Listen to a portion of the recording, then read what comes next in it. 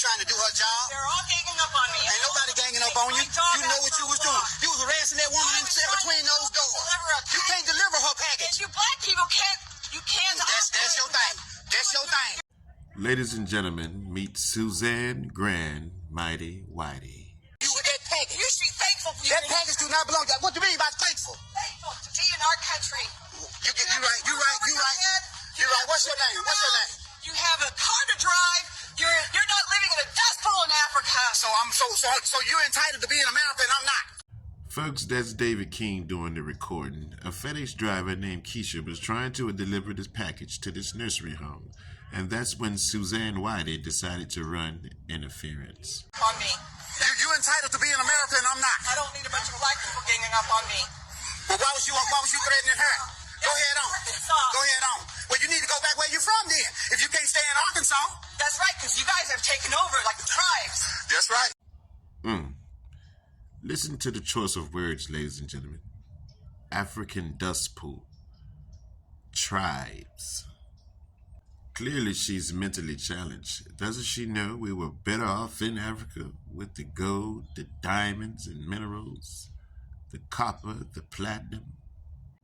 But we all know how that went about, don't we? She's a top-tier racist. Clearly from her attitude, her ancestors had to be one of the ones who took us through hell. Why, I couldn't have imagined living in slavery, even though we're still somewhat there. But I'm talking about slavery. Having to cook, clean, and wipe the ass of the children of my oppressor. And this is long before Huggies. No disposable diapers. No, they had to wash out the cloth. Disgusting.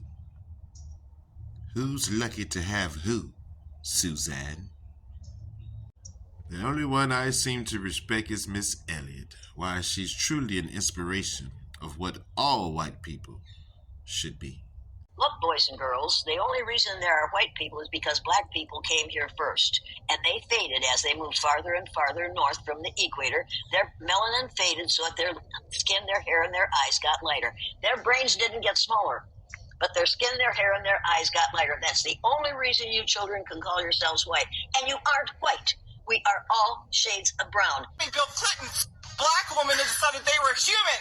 That is the most ridiculous thing I've ever heard of. Well, you should have known a lot more. I'm glad you think that way. Bill Clinton decided to some woman. I'm glad you decided to think that way. Why, our ancestors plied the fields, cooked the meals, raised the kids, made the beds. Who the fuck needed who? Now, people, you are all members of the same race. The human race, which started with black women between 300,000. White folks, you don't like it, but all you are is faded blacks. Famous poet Jill Scott said that he was digging through the rubbles. And he come to find out somebody went through a whole lot of trouble to make sure when we try to find out about ourselves that it would be hard as it can be. And that's why out of the lies that he told, he called his story. Coming to who?